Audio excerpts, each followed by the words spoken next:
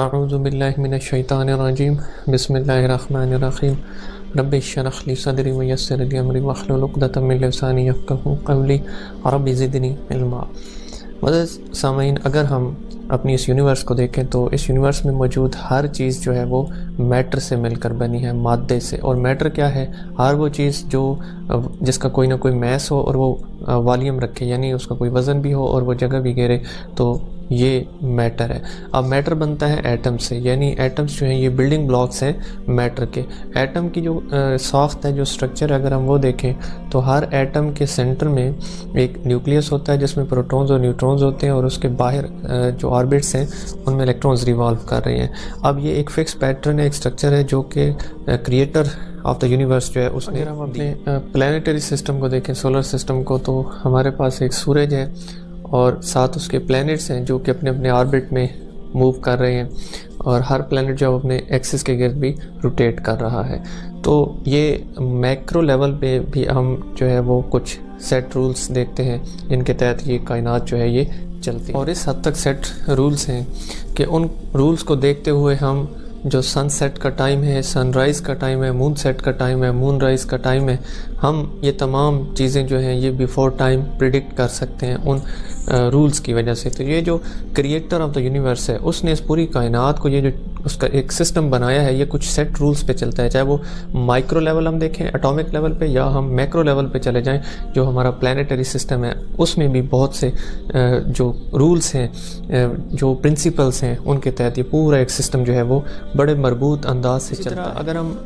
D N اے کو دیکھیں تو ڈی این اے جو کہ بلیو پرنٹ رکھتا ہے آپ کی جینیٹکس کے لیے، اور اس کے اندر جو جینز ہیں وہ ہماری جو کریکٹرسٹکس ہیں ان کو ڈٹرمن کرتی ہیں، تو یہ ڈی این اے کی یہ جو کوائلنگ ہے یہ بھی سیٹ رولز کے تحت ہوتی ہے۔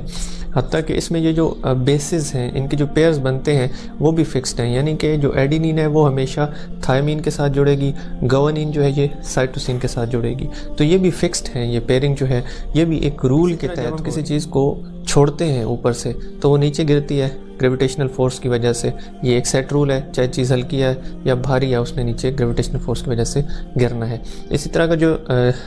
سوکھی مٹی ہے اس کے اوپر اگر آپ پانی ڈالتے ہیں تو وہ پانی اس کے اندر جذب ہو جاتا ہے، اور یہ ایک رول ہے کہ ہر چیز جو ہے وہ اپنی زیادہ والی جگہ سے اپنی کم والی جگہ کی طرف جائے گی۔ یہ ایک سائنٹیفک پرنسپل ہے جو کہ اس کائنات کے اندر ہمیں دیکھنے کو ملتا ہے۔ کریٹر آف دا یونیورس نے اس پرنسپل کے تحت کائنات کا جو سسٹم ہے اس کو ترتیب دی۔ اب یہ جو کریٹر آف دا یونیورس ہے وہ کیا کہتا ہے؟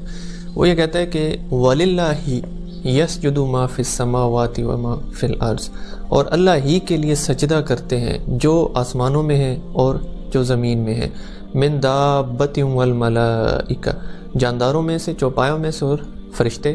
وَهُمْ لَا يَسْتَكْبِرُونَ، اور وہ تکبر نہیں کرتے، یعنی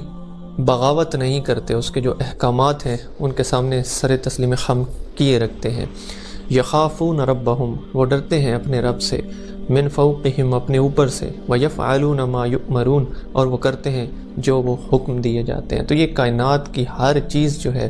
یہ کریٹر آف دا یونیورس کے حکم کے تحت اپنے اپنے دائرہ کار کے اندر اپنی اپنی ڈیوٹیز جو ہیں وہ سر انجام دے رہی ہیں، اور ان کے اندر کیا ہے؟ وہ سجدہ ریز ہیں۔ سجدہ جو ہے اس میں ظاہری حالت جو ہے وہ بھی ہے کہ ماتھا، اس کے علاوہ سجدہ کے اندر یہ معنی بھی ہے کہ سبمیشن ٹو